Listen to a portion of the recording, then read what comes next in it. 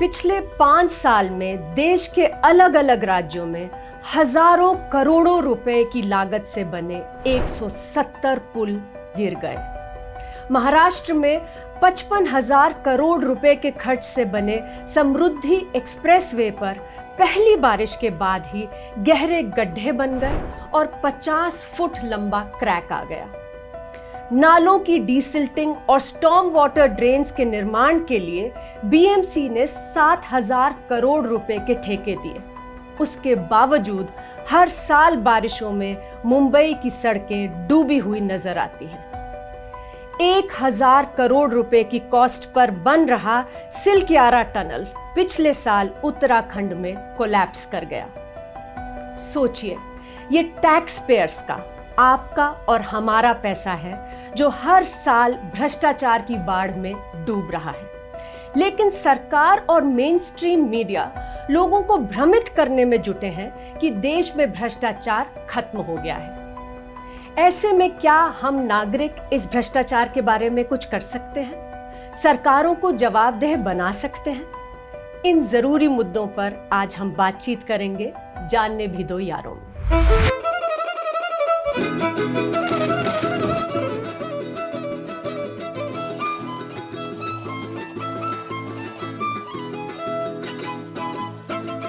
जानने भी दो यारों में आपका स्वागत है। मैं हूं अंजलि भारद्वाज और मेरे साथ हैं केंद्र सूचना आयोग के पूर्व इंफॉर्मेशन कमिश्नर प्रोफेसर अंसारी और आरटीआई कार्यकर्ता अमृता जौहरी।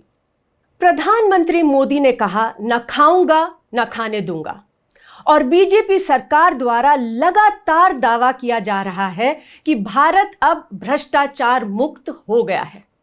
लेकिन हर साल बारिश के मौसम में गिरते हुए पुल और टूटती हुई सड़कें देश में बड़े पैमाने पर हो रहे भ्रष्टाचार का प्रमाण देते हैं। इस भ्रष्टाचार की जड़ में सत्ता में बैठे लोगों और कॉन्ट्रैक्टर्स के बीच का नेक्सस है, जिसकी सच्चाई पूरे देश ने देखी जब सुप्रीम कोर्ट ने जजमेंट के बाद इलेक्टोरल बॉन्ड्स की सूचना का खुलासा करवाया। नवयुग इंजीनियरिंग कंपनी द्वारा बनाया जा रहा सिल्कियारा टनल उत्तराखंड में टूट गया, जिसमें 40 से ज्यादा मजदूर ट्रैप हो गए। एक्सपर्ट कमेटी की फाइंडिंग्स के मुताबिक पुअर कंस्ट्रक्शन प्रैक्टिसेस के कारण टनल टूटा और कॉन्ट्रैक्टर ने बेसिक सेफ्टी इंफ्रास्ट्रक्चर तक मेंटेन नहीं किया था। जब इलेक्टोरल बॉन्ड्स की सूचना निकली तब पता चला कि नवयुग इंजीनियरिंग ने 55 करोड़ रुपए के electoral bond Bharatiya Janata party को डोनेट किए थे। अफसोस ये है कि इस सब के बावजूद सरकार कहती है कि देश में भ्रष्टाचार खत्म हो गया है। भ्रष्टाचार को उजागर करने की बजाय मेन स्ट्रीम मीडिया भी यही नैरेटिव दिन रात चलाता है। ऐसे में लोगों के पास सच तक पहुंचने का बहुत ही जरूरी रास्ता है सूचना का अधिकार कानून, आरटीआई एक्ट, जो 2005 में लागू हुआ। इस कानून का इस्तेमाल कर लोग जमकर सवाल पूछ सकते हैं और पब्लिक इंफ्रास्ट्रक्चर के निर्माण और मेंटेनेंस में हो रहे भ्रष्टाचार की तह तक पहुंच सकते हैं। पिछले 20 सालों में लोगों ने आरटीआई एक्ट के तहत एप्लीकेशंस लगाकर बड़े बड़े घोटालों को उजागर किया है और सरकारों को जवाबदेह बनाया है। जैसे मुंबई पुणे एक्सप्रेसवे में हो रहे घोटाले को जम के आरटीआई कानून के माध्यम से उजागर किया गया। डीसिल्टिंग के ठेकों में हो रहे भ्रष्टाचार पर दिल्ली, मुंबई जैसे राज्यों में आरटीआई एप्लीकेशंस लगाकर सूचना निकाली गई। प्रोफेसर अंसारी, आप तो सेंट्रल इंफॉर्मेशन कमीशन में कमिश्नर रह चुके हैं। आपको क्या लगता है, सूचना के अधिकार की ताकत क्या है भ्रष्टाचार से लड़ने के लिए एक आम नागरिक के लिए? देखिए, जहाँ तक आरटीआई का सवाल है, ये एक बहुत ही पावरफुल टूल है और जब से ये लागू हुआ है एक बहुत बड़ा गेम चेंजर साबित हुआ है। और आरटीआई के ज़रिए बहुत सारे करप्शंस जो है वो एक्सपोज हुए हैं। कुछ चीज़ों का जिसका आपने जिक्र किया, और लेकिन उसके साथ साथ मैं आपको बताऊं कि बहुत सारी जो छोटे लेवल के पेटी जो करप्शन थे वो तो ख़त्म हो गई। जैसे आरटीआई के ज़रिए ये पेट्रोल पंप और गैस एजेंसीज का जो अलॉटमेंट होता था उसमें बहुत सारा करप्शन था, वो खत्म हुआ। तो इस तरह से मैं ये देखता हूँ कि अगर आप हर सेक्टर में आप लें तो लोगों को फूड डिस्ट्रीब्यूशन यानी पीडीएस के जरिए जो नहीं मिलता था वो मिलने लगा, जो ओल्ड एज पेंशन थी या स्कॉलरशिप, और ये तमाम चीज़ें तो टैकिल हो गई। लेकिन जो बहुत बड़ा जो करप्शन जो आपने बताया कॉन्ट्रैक्ट से रिलेटेड है, और जहाँ पे ये पब्लिक रिसोर्सेज का यूज़ है और स्क्रूटनी ऑफ पब्लिक पॉलिसी का सवाल है, उसमें हमें बहुत ही लिमिटेड सक्सेस मिली है। जैसा आपको मालूम है कि आरटीआई एक्ट में सेक्शन 41 सी एंड डी में ये मैंडेटेड है कि गवर्नमेंट कोई भी पॉलिसी अडॉप्ट करने से पहले ये पब्लिक को इन्फॉर्म करेगी, वो उसकी पूरी डिटेल्स देगी कि क्या पॉलिसीज़ हैं, क्या प्रोग्राम्स हैं, कैसे इम्प्लीमेंट होंगे, कितना खर्चा आएगा, ताकि हमें पब्लिक ट्रस्ट जो है वो हम गेन कर सकें। लेकिन उसमें ये सब चीज़ें नहीं हुई।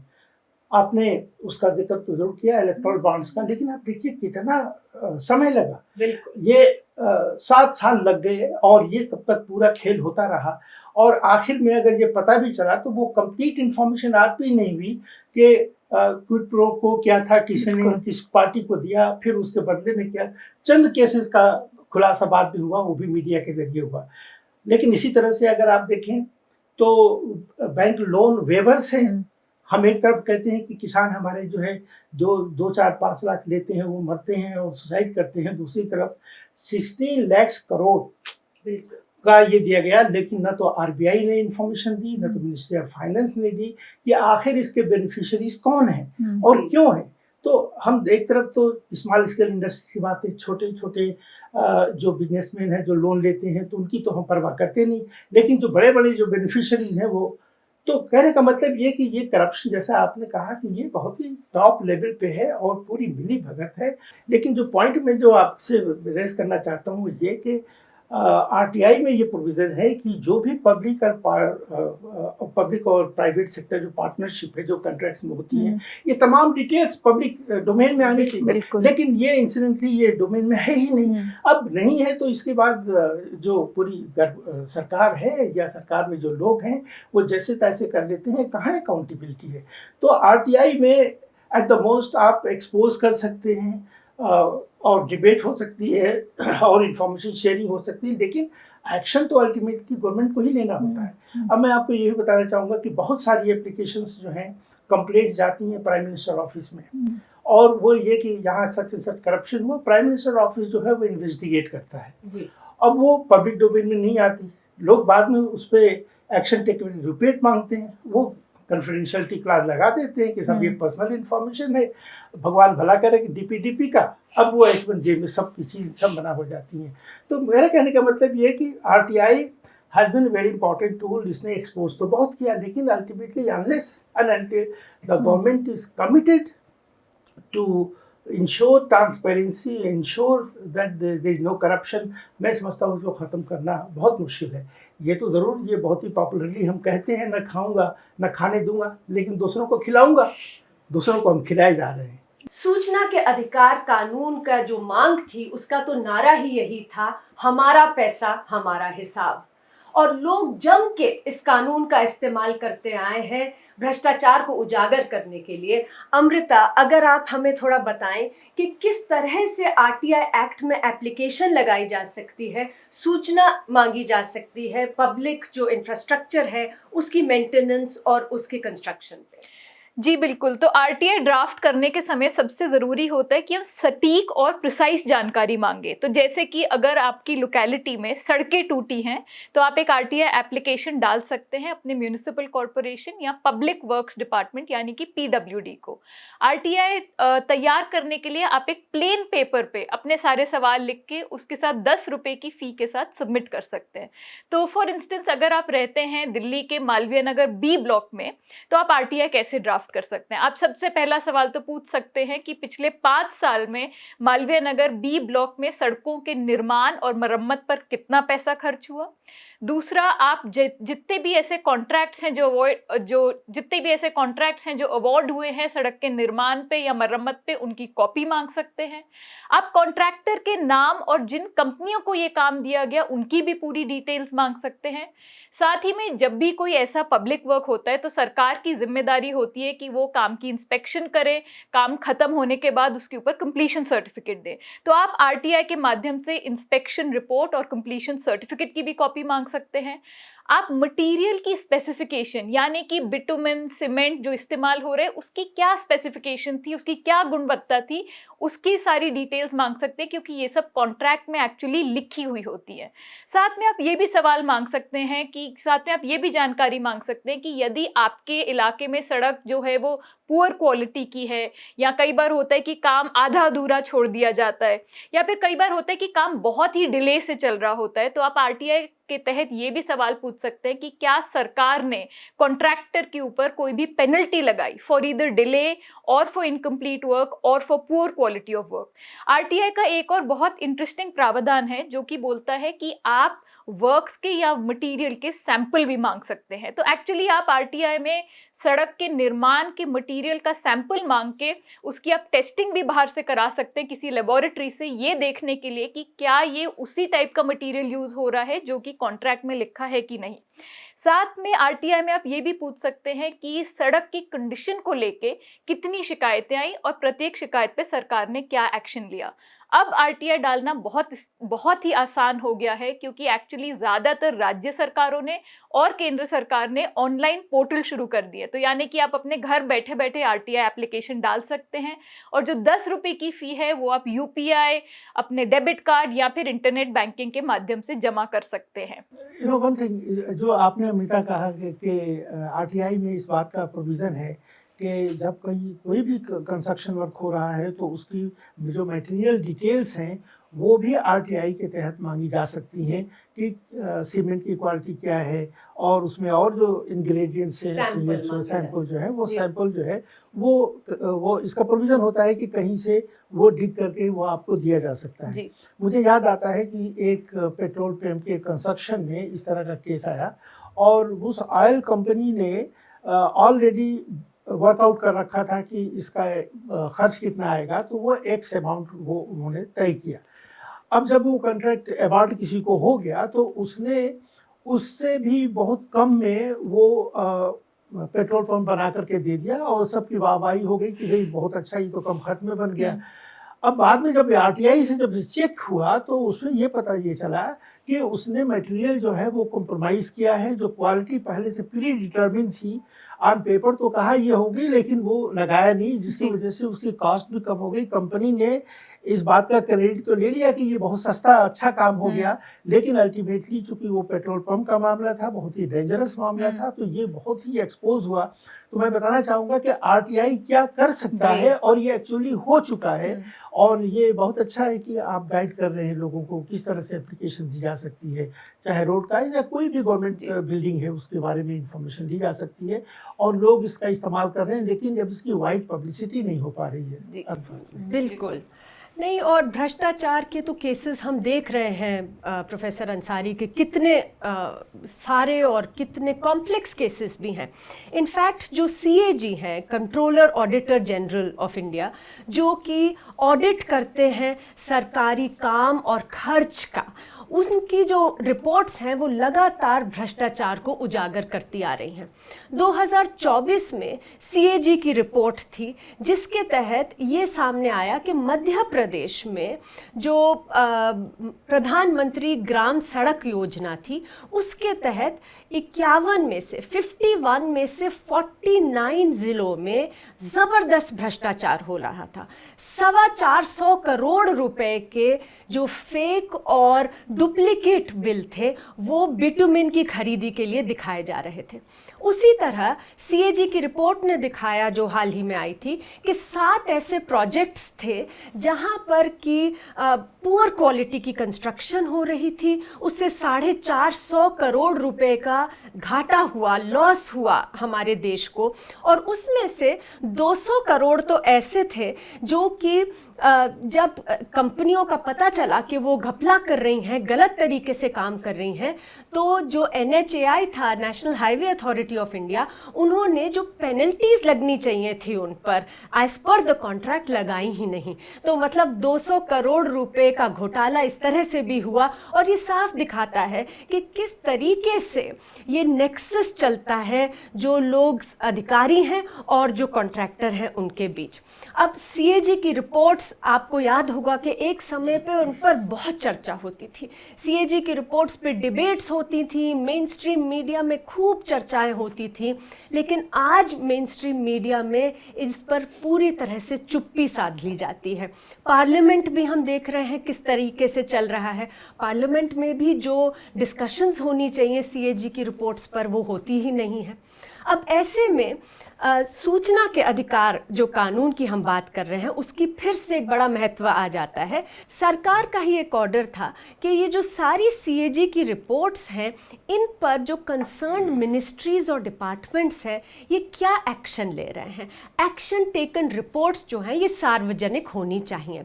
लेकिन हम देख रहे हैं कि ये तो कहीं पर दिख ही नहीं रही रिपोर्ट्स कहाँ पर है। धारा 4 जो सूचना के अधिकार कानून की है वो बहुत ही पावरफुल सेक्शन है, सेक्शन 4, क्योंकि उसमें लिखा है कि लोगों को आरटीआई एप्लीकेशन लगाने की ज़रूरत ही नहीं पड़नी चाहिए, खुद ही सरकारों को खुद ब खुद लोगों के सामने सूचनाएं रखनी चाहिए, जैसे कि एक्शन टेकन रिपोर्ट्स जो कि सीएजी की फाइंडिंग्स पर हैं।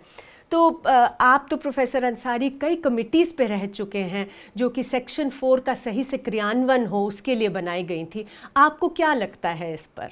आपने बड़ा अच्छा सवाल किया सेक्शन 4 के डिस्क्लोज़र का।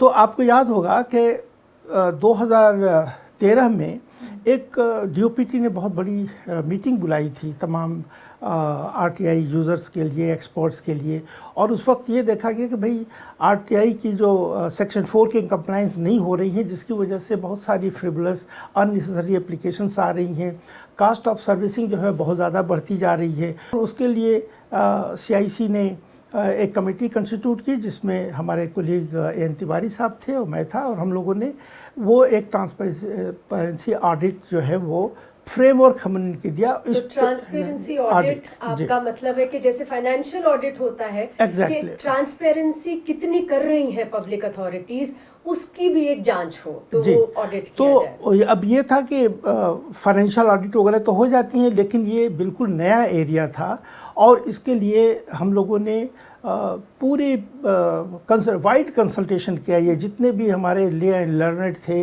आरटीआई एक्टिविस्ट से लेके गवर्नमेंट ऑफिशियल तक, और उनसे सबसे बातचीत करके वो लगभग 150 पैरामीटर्स जो है वो क्लब कर दिए गए 6 कैटेगरीज में, और उसमें प्रोग्राम, फंक्शन, बजटिंग और ई गवर्नेंस और वॉलंटरी डिस्क्लोजर एक्सेट्रा। वो फ्रेमवर्क ऑलरेडी सीआईसी की वेबसाइट पे है और ये 2018 से ये ऑडिट हो रही है।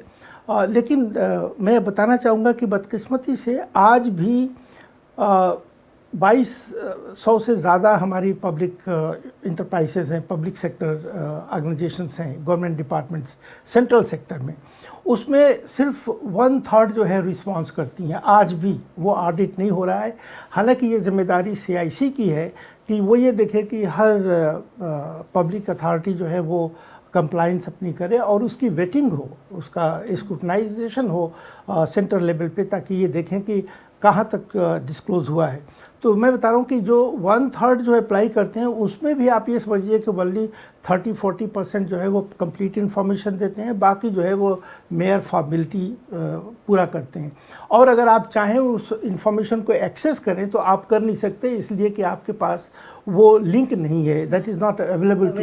हाँ, लेकिन उसके बाद जब सीआईसी के पास आता है तो सीआईसी ने उसको किस तरह से स्क्रूटनाइज किया, क्या उनको लेटर्स लिखे कि भाई आपने यहाँ कंप्लीट दिया है, कंप्लीट नहीं दिया है, या किसी भी तरह का कोई एक्शन नहीं है, वो एक फॉर्मेलिटी पूरी होती रही है। तो कहने का मतलब ये कि जो वॉलंटरी डिस्क्लोज़र का जो नॉर्म है, इसके लिए मैकेनिज़्म ऑलरेडी अवेलेबल है। और मैं बताना चाहूँगा कि भी थोड़े दिन पहले सुप्रीम कोर्ट ने भी इस बात को वो किया और कहा कि सीआईसी ने ऑलरेडी एक इस तरह का फ्रेम तैयार किया हुआ है और there is no reason why the public authority should not furnish the information, ताकि ये जो आरटीआई में बहुत सारी जो प्रॉब्लम्स आ रही हैं ताकि ये लोगों को ना हो और लोगों को जो सूचनाएं मिलनी चाहिए वो मिले।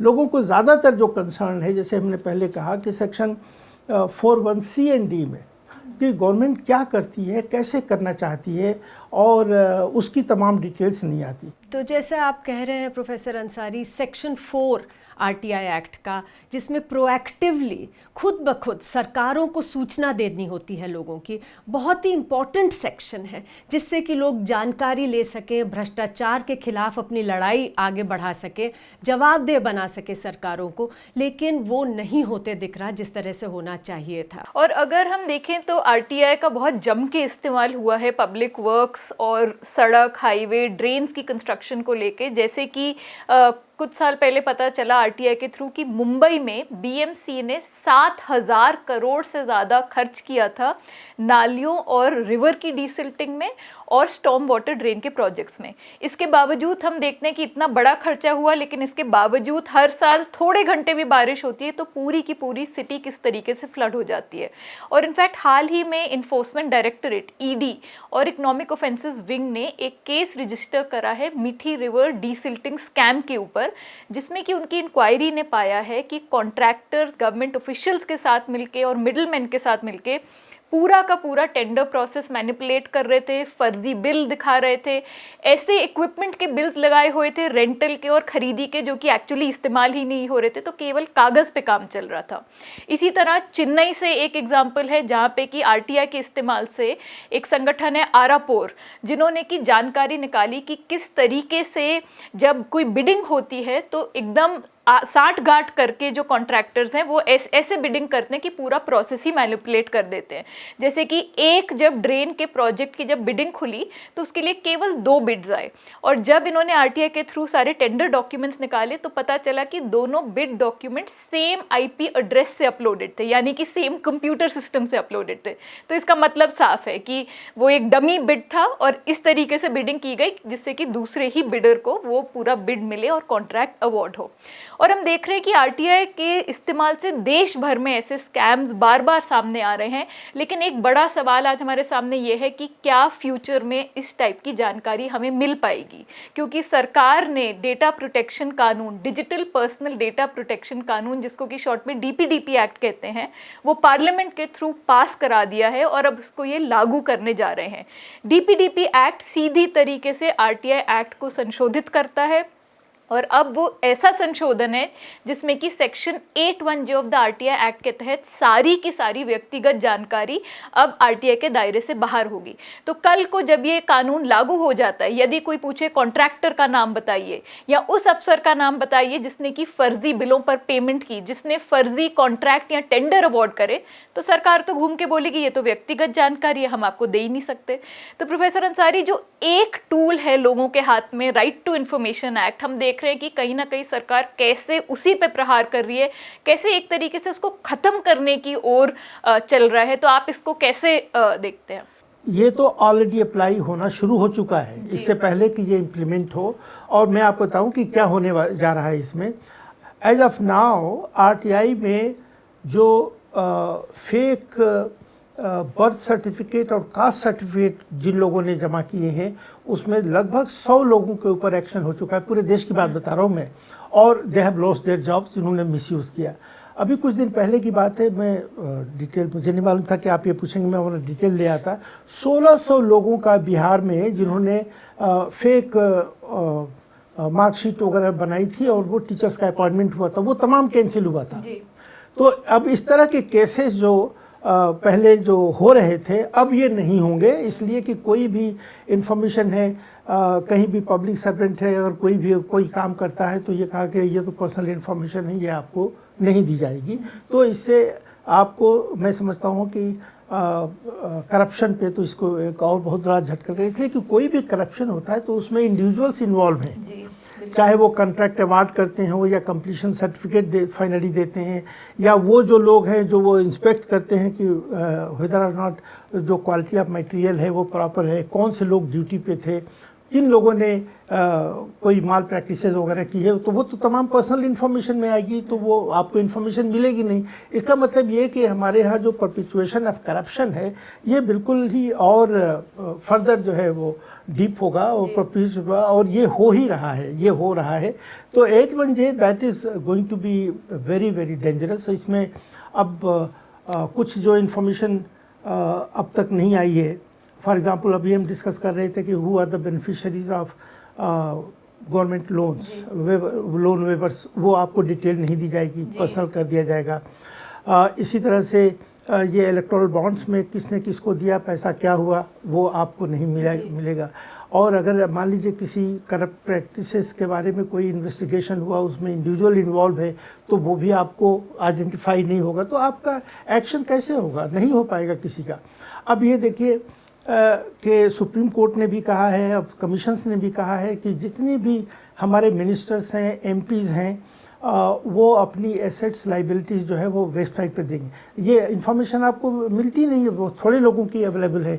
इसी तरह से हमारे यहाँ बहुत सारा जो काम जिस तरह का आपने बताया, वो एमएलए और MP local area development fund से हो रहा है। तो छोटे छोटे काम जो है वो हर एमपी के पास अगर 10 करोड़ हैं और एमएलए के पास है 5 करोड़, वो खर्चा करते हैं, वो डिटेल्स आपको मिलेगी नहीं। आप ये जानना चाहेंगे कि भाई कितना पैसा कहाँ एलोकेट हुआ, किस पे हुआ, अब कौन कौन लोग थे जो इसमें इन्वॉल्व थे, आप जानना चाहेंगे कि भाई कौन कंट्रैक्टर था। ये तमाम इन्फॉर्मेशन जो है 81J में बना कि कर दी जाएगी। और मैं समझता हूँ कि यही सब करने के लिए ये इंट्रोड्यूस भी हुआ है in the name of privacy. जी बिल्कुल। जबकि आपकी क्या प्राइवेसी है, आए दिन आपको हाफ ए डजन फ़ोन आते रहते हैं, आपका फ़ोन कहाँ किसके पास चला गया, कैसे मिल गया उनको। जो मतलब जो बिल्कुल जो ऐसी इन्फॉर्मेशन है जिससे गवर्नमेंट अकाउंटेबिलिटी तय होती है, उसको कहीं ना कहीं अब हमारे दायरे के बाहर कर दिया जाएगा। अंजलि, अगर हम देखें कि कई लोग जिन्होंने इस टाइप का भ्रष्टाचार उजागर किया है पब्लिक वर्क्स में, चाहे वो सड़क हो या हाईवेज हो, उन पर कई जगहों पे बहुत गंभीर अटैक्स हुए, यहाँ तक कि कई लोगों की तो हत्या भी कर दी गई है। तो कुछ साल पहले जैसे कि महाराष्ट्र में आरटीआई एक्टिविस्ट सतीश शेट्टी ने पुणे मुंबई एक्सप्रेसवे को लेके काफ़ी सारे डॉक्यूमेंट्स आरटीआई के थ्रू निकाले, जिससे कि उन्होंने ये उजागर किया कि किस तरीके से कॉन्ट्रैक्टर्स ने गैर कानूनी तरीके से बहुत सारा लैंड एक्वायर कर लिया था नेबरिंग विलेजेस से। सारे के सारे फर्जी डॉक्यूमेंट्स निकले। उसी तरह जब इन्होंने ये इसके ऊपर एक शिकायत डाली और उन्होंने ये मैटर आगे बढ़ाया, तो उनके ऊपर बहुत सारे थ्रेट्स आने लगे और उन्होंने जाके पुलिस से एक्चुअली प्रोटेक्शन की मांग करी, लेकिन कोई जवाब नहीं मिला। और कुछ दिन के बाद जब वो एक दिन मॉर्निंग वॉक के लिए निकले हुए थे, उनके ऊपर अटैक हुआ और उनकी हत्या कर दी गई। 2022 में मध्य प्रदेश के विदिशा ज़िले में रंजीत सोनी ने भी आरटीआई के थ्रू बहुत सारी ऐसी जानकारी निकाली कि सड़कों में, पब्लिक वर्क्स में किस टाइप का भ्रष्टाचार हो रहा है, और उनकी भी हत्या की गई। और उनकी तो हत्या पीडब्ल्यूडी के ऑफिस के प्रेमिसेस के अंदर की गई। इनफैक्ट पीडब्ल्यूडी ने उनको फ़ोन करके बोला कि आपने जो आरटीआई डाली थी उसकी जानकारी तैयार है, आप जानकारी लेने आ जाइए। और जैसे ही वो पीडब्ल्यूडी के ऑफिस पहुँचे, वहीं पर उनके ऊपर गोलियों से अटैक किया गया और को मार दिया गया। जब हम गए थे फैक्ट फाइंडिंग के लिए विदिशा में और हमने वो स्पॉट विजिट करा था जहाँ पे उन पे अटैक हुआ, वो पीडब्ल्यूडी के मेन डोर के एकदम सामने, जहाँ इनफैक्ट सीसीटीवी कैमरास भी लगे थे। लेकिन ऑफ कोर्स बाद में बोला गया कि उस दिन सीसीटीवी कैमरास कोई भी चल नहीं रहे थे। और ये नया सिलसिला भी नहीं है कि जो लोग भ्रष्टाचार उजागर कर रहे हैं उन पे अटैक करने का। 2003 में सत्येंद्र दुबे, जो कि एक प्रोजेक्ट डायरेक्टर थे national highway authorities of India के तहत, उन्होंने बहुत सारा भ्रष्टाचार उजागर किया कि जिस इलाके के वो इंचार्ज थे उसमें कॉन्ट्रैक्टर्स किस तरीके से फर्जी बिल तैयार कर रहे थे, पुअर क्वालिटी ऑफ मटेरियल इस्तेमाल कर रहे थे, बहुत सारी फाइनेंशियल इरेगुलरिटीज़ हो रही थी। उन्होंने कई बार शिकायत डाली अपने ही अथॉरिटी को, अपने सुपीरियर्स को, लेकिन जब कोई भी एक्शन नहीं हुआ तो उन्होंने प्रधानमंत्री जो उस समय थे अटल बिहारी वाजपेयी जी, उनको एक चिट्ठी लिखी, पूरा भ्रष्टाचार एक्सप्लेन किया और साथ में उन्होंने बोला कि कृपया आप मेरी जो आइडेंटिटी है उसे गोपनीय रखिए, वरना मेरी जान को खतरा हो सकता है। लेकिन प्रधानमंत्री ने वो पूरी की पूरी उनकी लेटर उन्हीं को फॉरवर्ड कर दी जिनके खिलाफ उन्होंने आरोप लगाए थे। और उसी के कुछ दिन के बाद एक दिन जब सत्येंद्र दुबे अपने घर जा रहे थे ट्रेन स्टेशन से, तो उन पर हमला हुआ और उनका मर्डर कर दिया गया।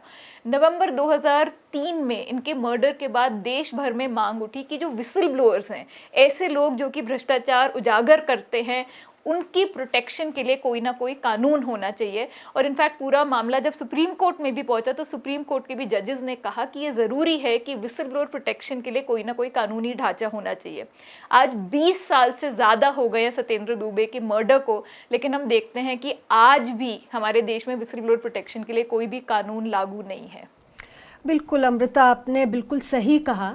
और ये बात तो है कि भ्रष्टाचार जिस तरीके का होता है, जिस स्केल का होता है, ऐसे में जब उसका उजागर होता है तो जाहिर है कि बहुत से वेस्टेड इंटरेस्ट्स भी होते हैं जो कि इसे पसंद नहीं करते, और दोज इन पावर जिसको हम कहेंगे, जो सत्ता में बैठे लोग हैं, और ये नेक्सस तो बहुत स्ट्रॉन्ग होता ही है।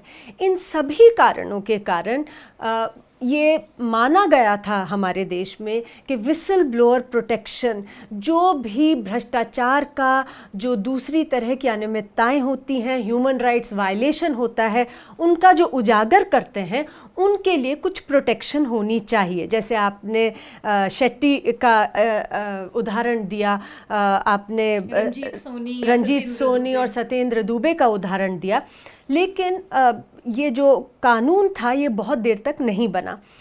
मैं लेकिन बता दूं कि 2014 में ये कानून पार्लियामेंट में पास हो गया और प्रेसिडेंट से भी असेंट मिल गया इस कानून को, विसल ब्लोअर प्रोटेक्शन कानून।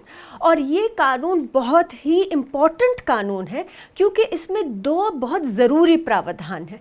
पहला प्रावधान ये है कि अगर कोई भी जाकर भ्रष्टाचार या फिर किसी भी तरह की रॉन्ग डूइंग को एक्सपोज करते हैं, उनके लिए एक प्रावधान है कि उनकी जो आइडेंटिटी है उससे कंसील किया जाए। तो अनोनिमस शिकायत देने का इसमें एक प्रावधान था जो कि बहुत ज़रूरी है। सत्येंद्र दुबे जी ने भी यही मांग की थी कि उनके नाम का खुलासा ना किया जाए, उन्हें डर था कि उनकी जान को खतरा होगा। तो ये प्रावधान उस कानून में है। दूसरा प्रावधान है कि कोई भी अगर प्रोटेक्शन मांगते हैं, वो क्योंकि खुलासा कर रहे हैं भ्रष्टाचार का, तो उन्हें प्रोटेक्शन दी जाएगी, पुलिस प्रोटेक्शन और अन्य तरह से जो भी प्रोटेक्शन की ज़रूरत है उन्हें इस कानून के तहत दी जानी थी। लेकिन दुख की बात यह है कि ये कानून 2014 में पास तो हो गया पार्लियामेंट द्वारा, लेकिन आज तक इस कानून के रूल्स नहीं बनाए सरकार ने, और इस कानून को लगातार सरकार कोशिश कर रही है कि कमज़ोर बना दिया जाए, कि किसी तरह से इसको लागू ना किया जाए। अब देखिए, इसमें जो बात हम पहले भी कर रहे थे कि पॉलिटिकल विल का एक बड़ा मामला आता है। सूचना का अधिकार कानून इतना ज़रूरी कानून है, जैसा आपने कहा प्रोफेसर अंसारी, उसके थ्रू तो खुलासा हो सकता है, लोग सूचना निकालते हैं, उसके बाद शिकायत होनी चाहिए, शिकायत पर कार्रवाई होनी चाहिए, और जो शिकायत करता है उस पर प्रोटेक्शन होनी चाहिए कि उसके ऊपर अटैक्स ना हो। उस कानून को लागू नहीं किया जा रहा। 2014 से वो हमारी स्टैट्यूट बुक्स में पड़ा है, लेकिन लागू नहीं हुआ। देखिए, आरटीआई एक्टिविस्ट को कहीं से भी प्रोटेक्शन नहीं है, और वो एक बहुत बड़ा कारण बना हुआ है जिसकी वजह से ज़्यादा लोग इन्फॉर्मेशन नहीं मांगना चाहते और वो एक्सपोज नहीं करना चाहते, इसलिए कि इसमें इन्वॉल्व जो हैं या तो लोकल दबंग लोग हैं, पॉलिटिशियंस हैं, और उनकी पूरी मिलीभगत है, और एडमिनिस्ट्रेशन के साथ भी उनकी वो है कनेक्शंस हैं। तो जहाँ कहीं भी वो इस तरह का वो इस्तेमाल करते हैं, या तो उनके पास एक वार्निंग थ्रेट आ जाता है, नहीं तो ये बहुत आसानी से एलिमिनेट हो जाते हैं, उनको हैरेस कर देते हैं, उनके परिवारों को हैरेस करते हैं। और एक नॉर्मल आदमी जो एक नॉर्मल ज़िंदगी जी रहा है, वो बहुत सारी चीज़ों का रिस्क नहीं ले सकता। मैं समझता हूँ कि एक बहुत बड़ी रुकावट है, ये बहुत बड़ी रुकावट है, इसलिए कि जानते हैं कि अगर ये इस तरह की वो एप्लीकेशन डालते हैं, कहीं एक्सपोज करते हैं, एक्सपोज करेंगे तो जाहिर है कि किसी न किसी तरह से अखबारों में आएगा या मीडिया में आएगा, बदनामी होगी, तो वो उनको थ्रेट मिलता है। और मैं समझता हूँ कि अगर कोई बहुत बड़ा ऑब्स्टेकल है आरटीआई इम्प्लीमेंटेशन में, तो ये आज की डेट में आ गया है, इसलिए कि दर्जनों लोग हरास हो चुके हैं, उनकी लाइफ जा चुकी है, और बहुत से लोग तो अंडर थ्रेट जी रहे हैं। तो मैं समझता हूँ कि जो आपने विसल ब्लोअर की वो की बात की, उसके रूल्स अगर बन जाए, वो अगर इम्प्लीमेंट हो जाए, तो कम से कम इस ग्रुप को, इस क्लास को जो आरटीआई यूज़ करना चाहता है, जो समाज के वेलफेयर के लिए कुछ करना चाहता है, वो लोग आगे आएंगे, वरना तो बहुत से लोग ऑर्डिनरी तौर पे दबे रह जाएंगे और वो कुछ नहीं कर पाएंगे। और जैसे कि विसल ब्लोअर्स प्रोटेक्शन कानून लागू नहीं हो रहा, उस मतलब हम देख रहे हैं कि कानून होने के बावजूद उसको नहीं लागू किया जा रहा। हम ये भी देख रहे हैं कि जो इंस्टीट्यूशंस हैं, संस्थाएं बनाई गई हैं पारदर्शिता के लिए, जवाबदेही के लिए, एंटी करप्शन के लिए, भ्रष्टाचार से लड़ने के लिए, उन्हें भी पूरी तरह से ध्वस्त किया जा रहा है। तो चाहे हम लोकपाल को ही देख लें, लोकपाल की मांग जब उठी, इतना बड़ा पब्लिक कैंपेन हुआ, उसकी बैक पर तो बीजेपी पावर में आया और उस समय पर ये बड़ा था, बात होती थी, बीजेपी भी ये बड़ी बात करते थे कि अगर हम पावर में आए हम तुरंत लोकपाल बनाएंगे और उसे बिल्कुल सशक्त बनाएंगे। लेकिन हम देख रहे हैं कि लोकपाल जिसकी ज़रूरत थी कि वो इंडिपेंडेंट हो, बिल्कुल स्वतंत्र रूप से काम करे, जिससे कि अगर सरकार में भ्रष्टाचार हो रहा है उसके खिलाफ वो काम कर सके, वो सरकार के नियंत्रण में नहीं हो, उसमें प्रावधान था कि जब सिलेक्शन होगी लोकपाल की, जो चेयरपर्सन और मेंबर्स हैं लोकपाल के, वो सिलेक्शन प्रिपोंडरेंस ऑफ रूलिंग पार्टी, मतलब सरकार की प्रिपोंडरेंस की कमेटी के द्वारा नहीं होनी चाहिए। जैसे इलेक्शन कमीशन की भी हम बात सुन रहे हैं आजकल कि उनकी भी जो सिलेक्शन होनी चाहिए कमिश्नर्स की, वो सरकार की प्रिपोंडरेंस नहीं होनी चाहिए उस कमेटी में। उसी तरह से लोकपाल में 5 मेंबर्स की कमेटी थी, जिसमें इंक्लूडेड थे prime minister, leader of opposition, chief justice of India या उनके नॉमिनी और स्पीकर ऑफ द लोकसभा। साथ में उन्हें एक एमिनेंट जूरिस्ट को चूज करना था। अब हमने देखा कि पहले तो 2014 से 2019 तक एक भी लोकपाल की, 5 साल तक एक भी लोकपाल की नियुक्ति ही नहीं की गई। जब नियुक्ति की गई उस वक्त में लीडर ऑफ ऑपोजिशन को रिकॉग्नाइज नहीं किया गया था, इसलिए लीडर ऑफ ऑपोजिशन ही नहीं थे कमेटी में।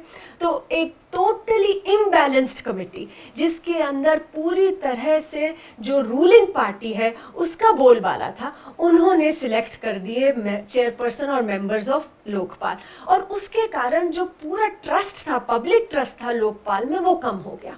और आप ये देखिए कि 2019 से अब जब लोकपाल काम कर रहे हैं, हम 2025 में हैं, किसी ने ऐसा कोई बड़ा केस नहीं सुना जहां पर कि लोकपाल ने भ्रष्टाचार के केसेस पर ज़ोरदार कदम उठाया हो। हम सीएजी की रिपोर्ट्स की बात कर रहे थे, इतना और भ्रष्टाचार सामने उजागर होता है, कहीं पर हम नहीं देख रहे कि लोकपाल ने काम किया। सुनने में यही आता है कि कुछ ऑपोजिशन एमपीज, महुआ मोइत्रा जैसे, उनके ऊपर कुछ एक्शन ज़रूर ले लेते हैं लोकपाल, लेकिन जो असली काम उनको एंटी करप्शन का करना था वो नहीं कर रहे हैं। साथ ही में हम ये भी देख रहे हैं कि जो पारदर्शिता के लिए इंस्टीट्यूशन सेटअप हुआ, सूचना का जो केंद्र बनाए गए हैं, केंद्र सूचना आयोग और जो राज्य में राज्य सूचना आयोग बनाए गए हैं, उनका भी यही हाल हो गया है।